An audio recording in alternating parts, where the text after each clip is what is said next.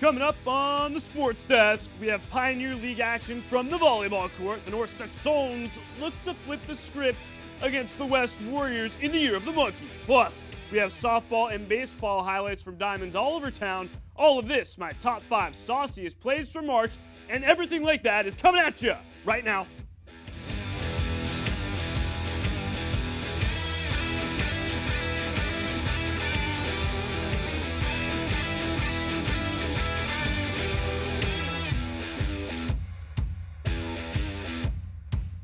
Heyo! What's up, everybody? In the Twitter universe, hit me up. That's at Collin Kushner using the hashtag BoomSauce. Happy April. The madness of March is finally concluded and my blood pressure is finally back to normal. Congrats, Nova! I'm rocking my Navy suit for the Wildcats. We'll chat more about that, the madness that was March, plus the day in April later on in the show. On the hardwood, not basketball, forget the madness of March for the next 25 or so minutes. What about the wild, wild fun of Pioneer League play? I mean, it's pretty comparable. North's Pioneer League opener wasn't the exact result they were looking for. Centennial swept them. While North was being swept, West brought out their brooms against Lusinger the following day. Imagine the complete opposite happening here. After getting swept by Centennial, North sweeps West, and after sweeping Lusinger, West gets swept by North. Do you feel it? Apparently not. West swept the season series with North just last year. Both squads get jacked up. And then the West boys, they're going to come back, get ready to play. Second set, North up by 2. Daniel Vu. Oh, you just got Vu'd. That's a kill. The Saxons up by 3. A few plays later, North up by 2 at this point. Mark Park. That rhymes. And then Anthony Ellis. He's going to team up with his boy, and they're going to get the block. North goes on to take set 2. And then set 3, North up 23-21. Mark Park, the rhyming name, and that's going to be a potential Saucy's Play nominee. You might see more of Park a little later on in the show. North up 24-21, and then a few points later, it's a 1-point game. Match point for North. West, can they tie it? Doink! Service error, yikes. North takes the third set, 25-23 in the match. 3 sets to none. Well then, looks like West will not be sweeping the season series with North, because the Saxons grabbed the first of 2 matches here in 2016. North gets back in the win column, and West falls flat on their face. As if one Torrance area rivalry wasn't enough, the North Saxons were back at it, this time against Torrance. Once again, North was the hypothetical punching bag last year. Just like West, Tata Nation swept the season series with the Blue Crew in 2015. Do you see a common theme? While their match with West had a nice Disney fairy tale ending with rainbows, unicorns, and fairy dust, Torrance, or the Captain Hook of this particular Disney flick, said, nope, Torrance hosting North minus the whole dinner thing. First set, Torrance is up 6-2, but we're going to see the North boys get jacked up before we even get to the first set. Here we go now. Perfect timing. First set, Torrance up 6-2. Mayura here, ace. The Tartars up 7-2. Later in set 1, North down 13-6. Power me up.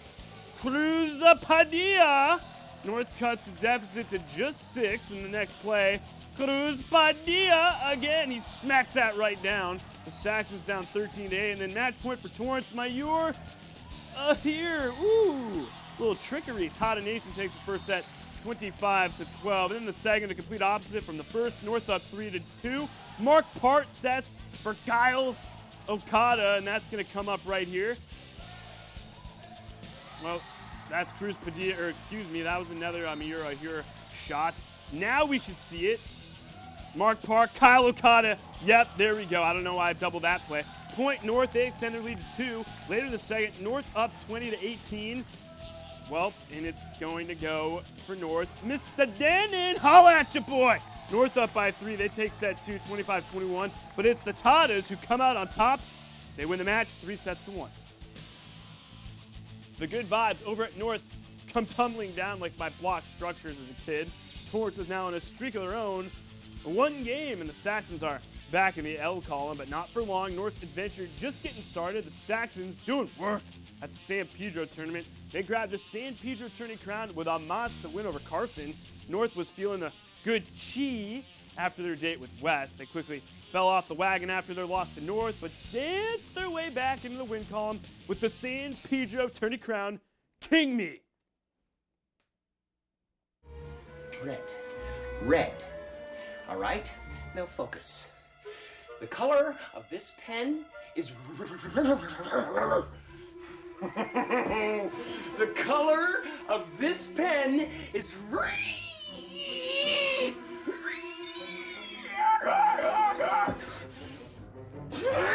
the color of the pen that I hold in my hand is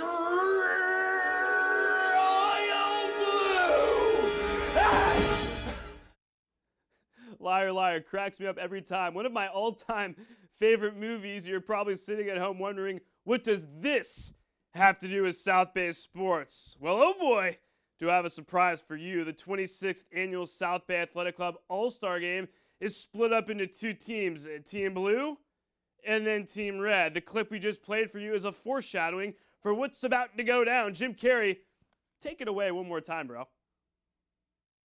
The color of the pen that I hold in my hand is royal blue. Team Royal Blue, like Jim Carrey said, wins it 141 to 129. You can call me Dr. Kushner, your math pro. That's 270 points combined, just like my golf score on the front nine. Meanwhile, the 23rd annual South Bay Athletic Club girls game was tame and different. Team Red scores more points than Team Royal Blue, a combined 143 points to be exact. According to my calculations, that's 127 less than the boys game. You gotta love all-star games, folks. Still to come, we have highlights from both diamonds, plus you don't want to miss my top 5 sauciest plays for March. We will see you in uno momento, 1 minute. Did you find it? Elbows up. You taught him how to hit a baseball, Just like that. Set high! how to hit a receiver, Nice. the strike zone, the net. You taught him how to hit the upper corner.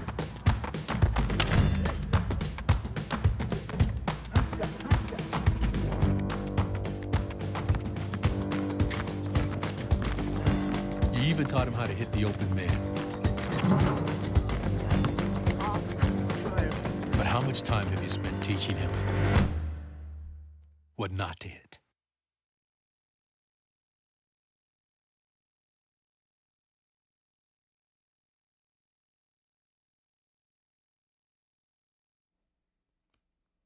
Welcome back, and if you were just tuning in, welcome to Boom Sauce Land. Hit me up on Twitter, that's at Collin Kushner. I'll get you right here on the show. South and Palos Verdes have a few things in common.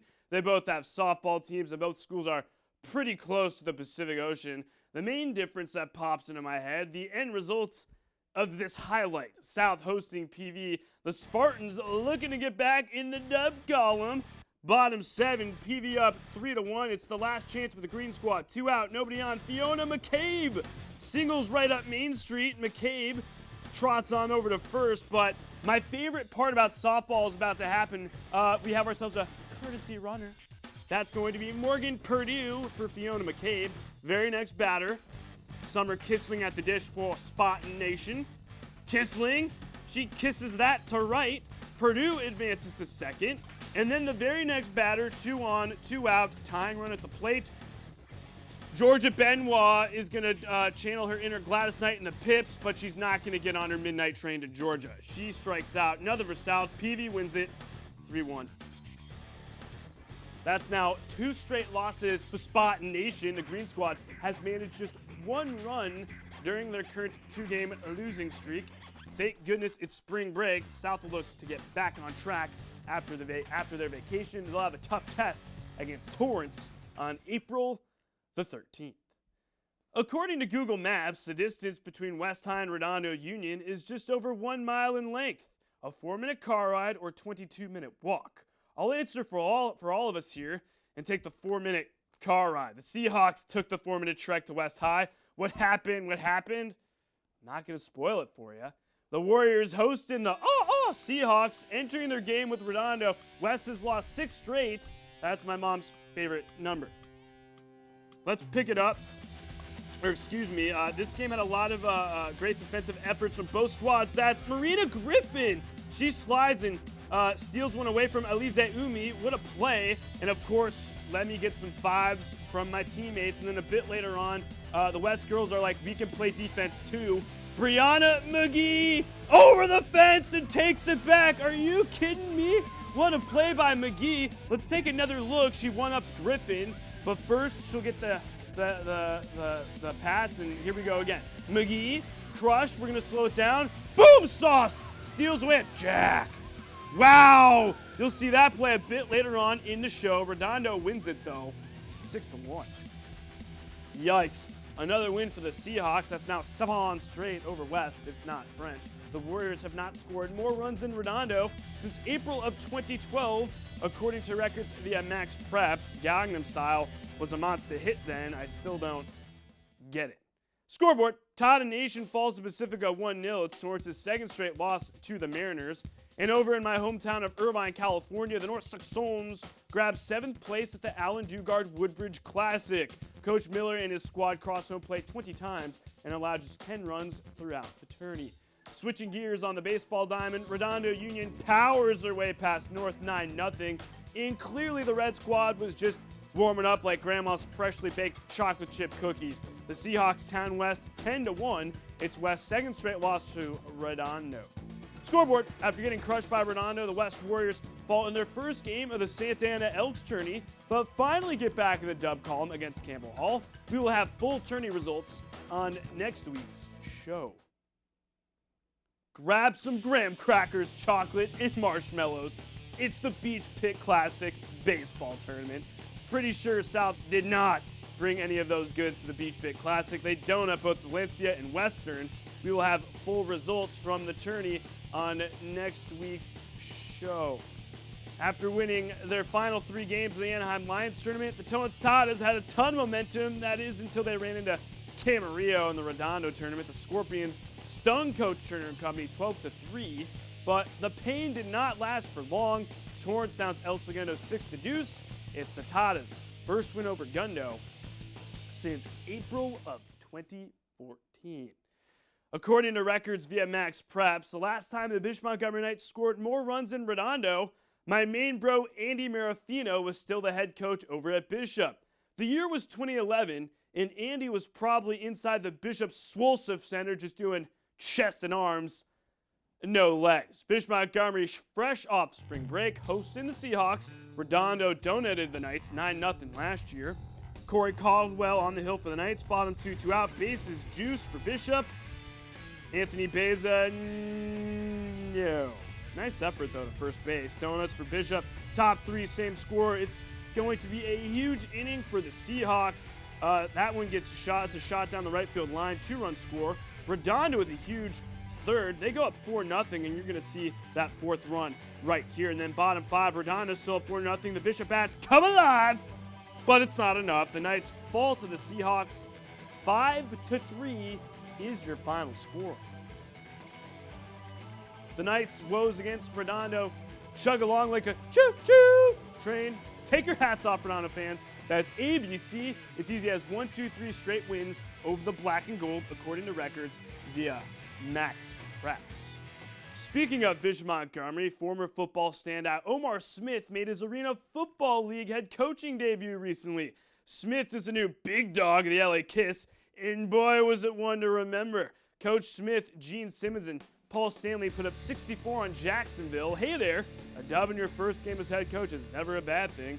Smith is currently tied with the late Tim Markham with an AFL record, 7 Arena Bowl championships. With the way things have started off, Smith will be rocking and rolling all night long and partying every day. He could be hosting number 8 very soon. Once upon a time, I was on the track and field team at Woodbridge High School. Was I any good? No, I just needed PE credit. Pioneer League dual meets are officially underway, and I'm excited because Exhibit A, I'm not the one who has to run. Exhibit B, Anytime two Torrance schools go up against each other, it's always blast. The West boys and girls doing work against South. Looks like the North boys also got the memo because the boys down Torrance and the girls grab a good old tie against the Tatas. Who knew you could tie in a track meet? I'm out of breath from all that mental running. When we come back, it's JUCO time. Elko boys baseball is hotter than the Sahara Desert. We'll get you more from both diamonds in the volleyball court. Ooh, we getting wild and crazy, everybody. Everywhere that we go, he makes people laugh and makes people smile, and I feel like I have that quality. He's the one who always takes me fishing. I watch golf with him. And I watch him cook, because when I grow up, I want to be a cook too. We have the same faces like this. Dad is the one, when you fall, that picks you up. That unconditional sense of presence and reassurance is really what makes him my father. Welcome back at Collin Kushner and hashtag it with boom sauce. That's all I have to say. What time is it? It's JUCO time. Surprise! Elko softball is in the middle of another dub streak. And it continues. The Lady Warriors put up 9 on Rio Hondo. Let's get cray-cray for a few. From March 29th to April 1st, Elko crossed home plate 32 times in 3 games. That means an average of just under 11 runs per game. The Lady Warriors in the middle of another 3-game winning streak, their 5th to be exact. Last year, El Camino College Compton Center swept their 3-game set with the Warriors. They outscored our Elko 34-25. I know. That's absurd. It's a good thing that's old news now. Elko baseball, like the softball squad, doing work. They are hotter than Bubby's matzo ball soup, and Bubby's soup is very good. The Warriors go ham sauce on the Tatas. To clarify, not the Torrance Tatas. The Warriors scored 42 runs in a 3-game series. 22 of those were in their final game against Elko Compton Center. Good for the Warriors, not good for ECC Compton Center. Let's get weird. Elko baseball and Elko Compton Center have an interesting history the last few seasons. In 2013, that other Elko school swept their 3-game set with the Warriors. 2014, Elko swept the Tartars. 2015, the Tartars swept the Warriors. And now here in the year of the monkey, the Warriors cross home plate so many times in their season sweep over ECC Compton Center. Woo! We getting weird, folks. On the hardwood, and I'm not talking about basketball, Elko men's volleyball is going for their 4th straight sweep of the season. Give me a 1, give me a 2, give me a 3, give me a 4. Elko's 4th straight win of 2016 and 6th straight over ITT Tech's biggest rival, LA Trade Tech. As of April 4th, the Warriors are now 6-3 in conference play. Alrighty, folks, still to come. My top 5 sauciest plays for March. And more funny shenanigans. Get your popcorn ready. So they say it's a man's world?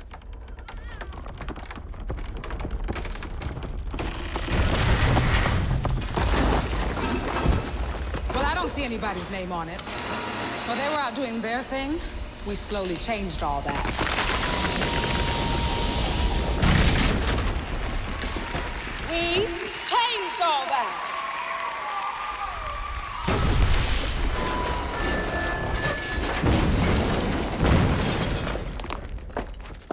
Today, women can do anything men can do.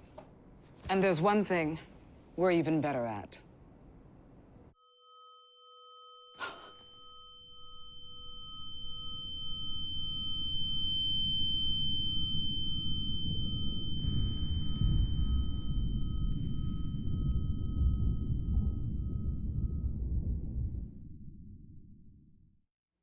Welcome back, everybody. Don't forget to check out our Instagram page. That's the SportsDesk TV for cool pics, video, and some awesome filters. Get comfy, folks. It's almost time for my top 5 sauciest plays for March. Remember, my numero uno sauciest play will get hooked up with a free large pizza of their choice, courtesy of our partners Papa John's on PCH and Anza. Yes, it's now time for my top 5 sauciest plays for March.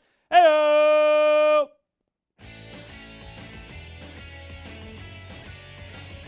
Play number 5, TNT Finals, North vs. Yar. Lauren Sabahon goes yard. And she was dealing with a hammy injury too, so props to Sabahon. She's going to gimp her way home, but that was a nice jack to right. Play number 4. Bishop versus Westchester on the hardwood. The Bishop boys. We've seen a lot of this. David Singleton, he steals it. Slamma-jamma! And that wasn't even the best dunk from Singleton in 2016, folks. Play number 3. CAF Southern Section Division 4 Semi South versus Valencia. Collin Kushner! He punches that away. Wow. What a stop by the Tendy, and he's jacked up. Play number 2. West versus North on the volleyball court. Mark Park! The rhyming first name and last name. And he's really happy too. Look at that smile. Facial expression. That says 1,000 words, doesn't it? Play number 1. West softball and Redondo on the softball diamond. West Brianna McGee. What? Steals it. Are you kidding me? We showed this to you a little bit earlier. We're going to do it again. Slows it down. Takes away the jack. Boom sauce. Those are your sauciest plays for March. Brianna McGee, you are my number 1 sauciest play for March. Hit me up on Twitter or shoot me an email. That's the SportsDesk at torranceca.gov to redeem your certificate. That catch was absolutely insane. Who had the hot hand from 3 in the first half. They're going to have to do something from the outside now. It's Page off balance. Puts it How did he do that? 3 seconds at midcourt. Jenkins gives it to Jenkins for the championship.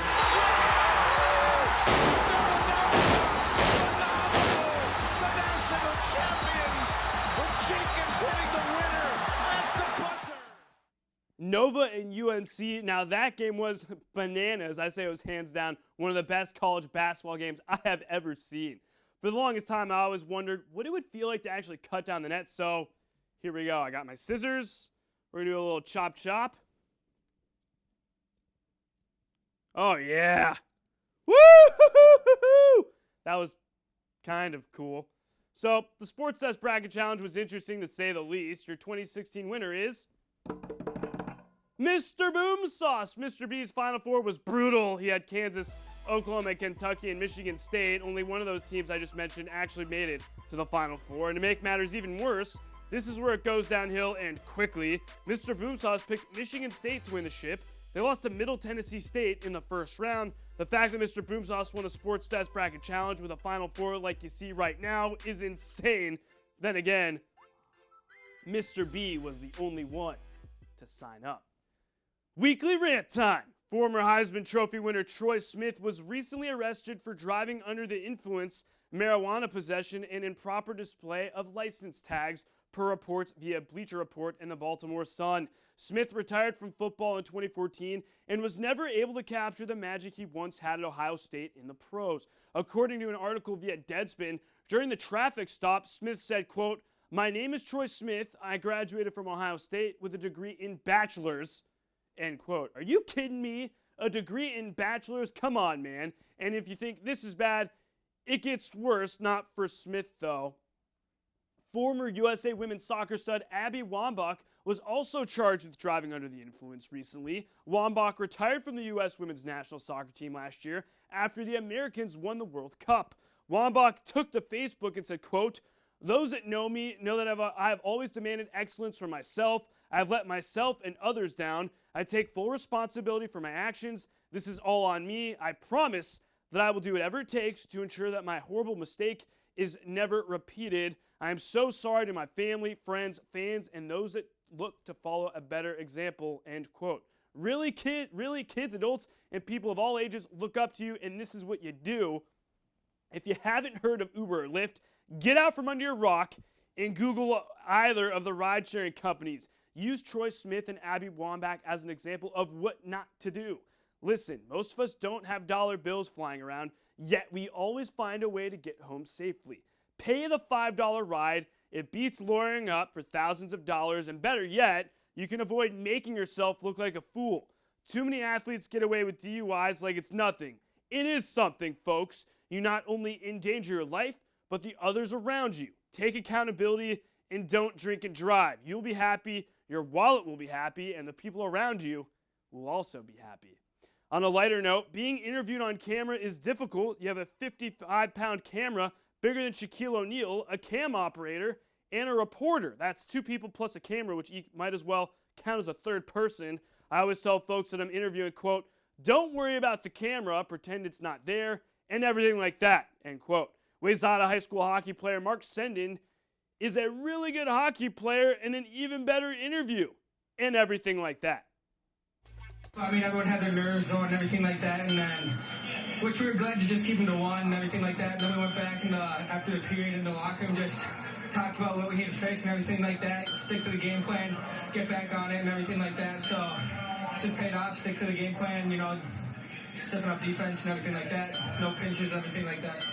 Don't let the atmosphere, you know, get your nerves shaken up and everything like that. Just play your game, which is what I try to do out here and everything like that. So, yeah, definitely helped from him and everything like that. Hey-o! That wraps up another saucy show and everything like that. Don't forget to check us out on Facebook, Instagram, and Twitter, and anything like that for everything going down right here in the South Bay. And if you just want to say what up and everything like that, you can do that as well. Take it easy, Torrance. We'll catch you next time.